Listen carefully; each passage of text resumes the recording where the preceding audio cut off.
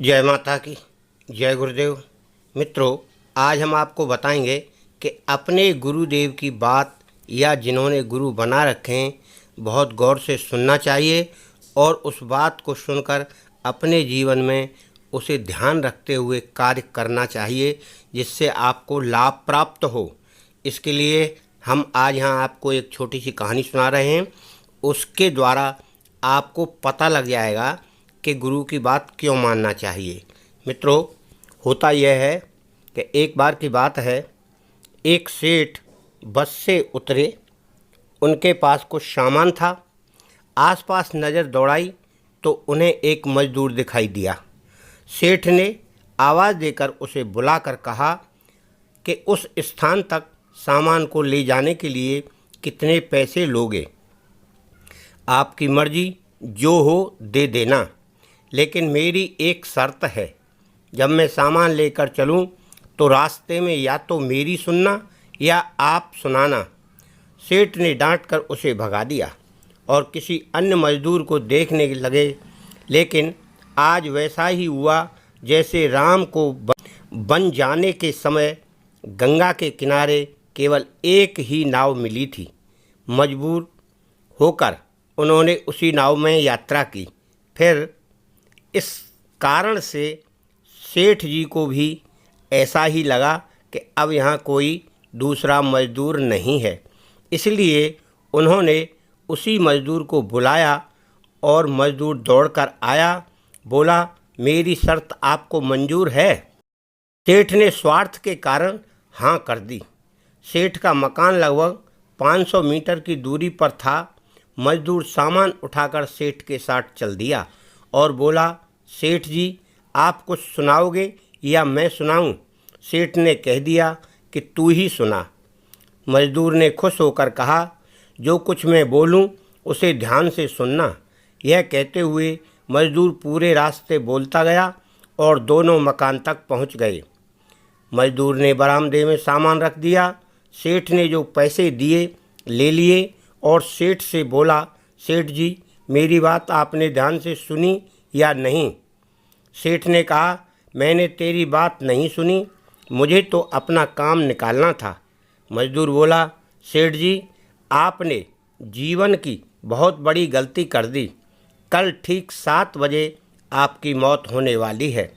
सेठ को गुस्सा आ गया और बोला, तेरी बकवास सुन ली जा रहा है या तेरी पिटाई करूं? मजदूर बोला, मारो या छोड़ दो, कल शाम को आपकी मौत होनी है। अब मेरी भी बात ध्यान से सुन लो। अब सेठ थोड़ा गंभीर हुआ और बोला, अभी तो मैं यह मानता हूँ सभी को मरना है। अगर मेरी मौत कल शाम को होनी है तो होगी, इसमें मैं क्या कर सकता हूँ? मजदूर बोला, तभी तो कह रहा हूँ कि अब भी मेरी बात ध्यान से सुन लो। सेठ बोला, सुना, ध्यान देकर सुनूंगा। मरने के बाद आप ऊपर जाओगे तो आपसे यह पूछा जाएगा, हे मनुष्य, पहले पाप का फल भोगेगा या पुण्य का? क्योंकि मनुष्य अपने जीवन में पाप पुण्य दोनों ही करता है। तो आप कह देना कि पाप का फल भुगतने को तैयार हूँ, लेकिन पुण्य का फल आँखों से देखना चाहता हूँ। इस प्रकार वह मजदूर चला गया। दूसरे दिन ठीक 7 बजे सेठ जी की मौत हो गई। सेठ ऊपर पहुंचा तो यमराज ने मजदूर को बताया गया प्रश्न कर दिया कि पहले पाप का फल भोगना चाहता है कि पुण्य का?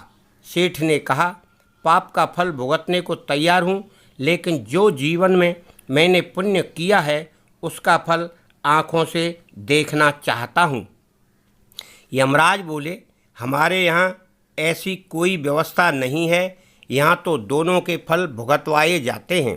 सेठ ने कहा कि फिर मुझसे पूछा क्यों? और पूछा है तो उसे पूरा करो। धरती पर तो अन्याय होते देखा है, पर यहाँ पर भी अन्याय है। यमराज ने सोचा, बात तो यह सही कह रहा है, इससे पूछकर बड़े बुरे फंसे। मेरे पास कोई ऐसी पावर ही नहीं जिससे इस जीव को इच्छा पूरी हो जाए। विवश होकर यमराज उस सेठ को ब्रह्मा जी के पास ले गए और पूरी बात बता दी।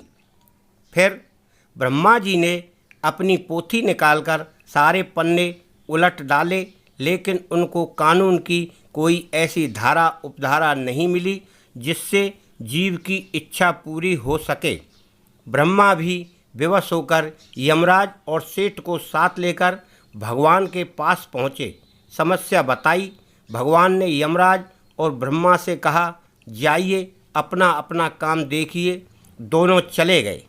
भगवान ने सेठ से कहा, अब मेरी बारी है बोलने की, तुम ध्यान से सुनो। अब बोलो, तुम क्या कहना चाहते हो। सेठ बोला, अजी साहब, मैं तो शुरू से एक ही बात कह रहा हूँ कि पाप का फल भुगतने को तैयार हूँ, लेकिन पुण्य का फल आँखों से देखना चाहता हूँ। भगवान बोले, धन्य है वो सद्गुरु मजदूर जो तेरे अंतिम समय में भी तेरा कल्याण कर गया। अरे मूर्ख, उसके बताए उपाय के कारण तू मेरे सामने खड़ा है। अपनी आँखों से इससे और बड़ा पुण्य का फल क्या देखना चाहता है। मेरे दर्शन से तेरे सभी पाप भस्मीभूत हो गए, इसीलिए तेरे इन भस्म किए हुए पापों के कारण तुझे पुण्य ही पुण्य मिलेगा। गुरुजनों की बात ध्यान से सुननी चाहिए। पता नहीं कौन सी बात जीवन में कब काम आ जाए।